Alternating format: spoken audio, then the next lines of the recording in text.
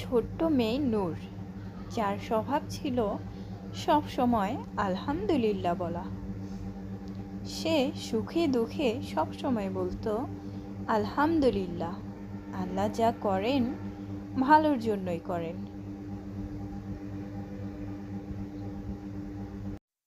একদিন নূর স্কুল থেকে ফেরার পথে সে মনে মনে আলহামদুলিল্লাহ বলতে বলতে যাচ্ছিল। হঠাৎই আকাশে যেন কালো মেঘ নেমে আসলো। চারিদিক যেন ঘুটঘুটে অন্ধকার হয়ে গেল। বাতাসে গাছের ডালগুলো দুলতে লাগলো।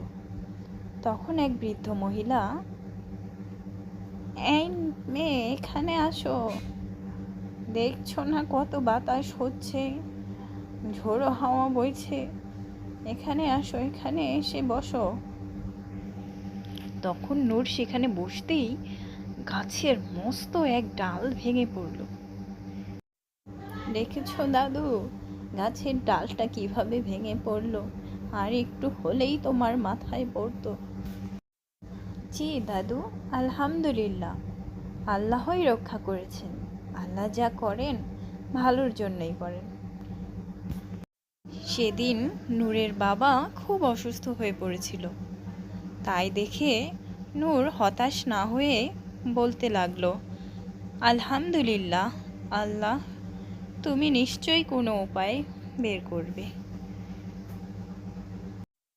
সেদিন নূরের দূর সম্পর্কের এক চাচা নূরদের বাড়ির খোঁজে আসলেন। সেই বৃদ্ধা মহিলার ঘরের সামনে এসে বলতে লাগলেন, আসসালামু আলাইকুম, আপনি কি বলতে পারেন নূরদের বাড়ি কোনটা? ওয়ালাইকুম আসসালাম। হ্যাঁ বাবা, অবশ্যই, ছোট্ট মেয়ে নূর খুব ভালো মেয়েও।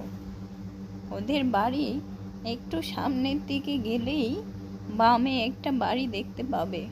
সেই কুঁড়ে ঘরেই ও আর ওর বাবা থাকে। লোকটি তখন সেখান থেকে নূরদের বাড়ি পৌঁছে গেল। সেখানে পৌঁছেই, আসসালামু আলাইকুম রহমতুল্লাহ ওয়া বারাকাতুহু। ওয়ালাইকুম আসসালাম। কে আপনি কাকু? আমি তো আপনাকে চিনতে পারলাম না। আমি তোমার দূর সম্পর্কের এক চাচা হই। শুনেছি তোমার বাবা নাকি খুব অসুস্থ। আমি আল্লাহর রহমতে এখন খুব ভালো ইনকাম করি। চিন্তা করো না, তোমার বাবা নিশ্চয়ই ঠিক হয়ে যাবে।